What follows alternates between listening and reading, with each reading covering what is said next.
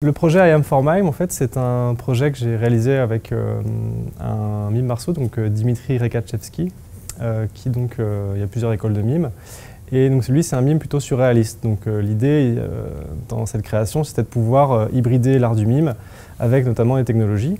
Donc dans ce cadre, en fait, ce que nous avons fait, c'est que nous avons créé un paravent en fait sur scène.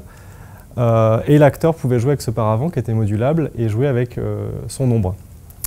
Donc nous sommes partis d'une citation de Marcel Marceau qui dit que son art est insaisissable, qu'il consiste à rendre l'abstrait concret et le concret abstrait, c'est-à-dire rendre l'invisible visible et le visible invisible. C'est l'art de l'illusion en elle-même. Concrètement, en fait, ce que l'on a sur scène, c'est notre acteur Dimitri qui du coup a son ombre et peut jouer avec des objets, enfin l'ombre d'objets projetés sur scène. Et donc ces objets sont calculés en temps réel et suivent en fait ces mouvements avec un système de capture de mouvement qui est distribué autour de la scène. Et donc l'idée, c'est qu'il puisse contrôler en fait différents objets, jouer avec eux.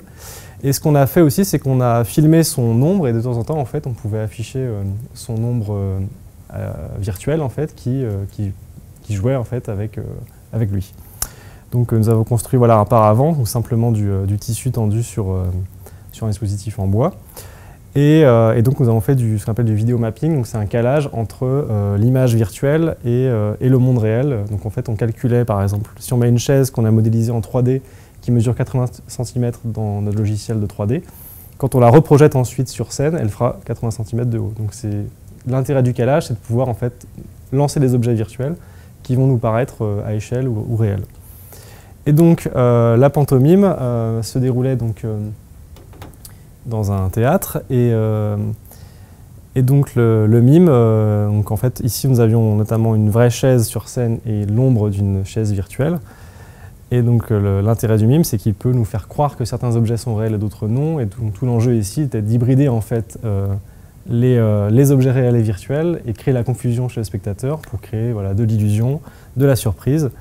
Et le fait de pouvoir l'équiper avec des systèmes de reconnaissance de gestes permettait une grande liberté à l'acteur, ce qui fait que, contrairement à un spectacle où on a de la vidéo qui est calée, qui est temporisée, dans ce cadre-là, en fait, il avait le temps en fait, de pouvoir interagir avec un objet. S'il voulait jongler avec des objets plus longtemps qu'avec un autre, il peut le faire, parce que l'ordinateur calcule et suit ses mouvements, en fait.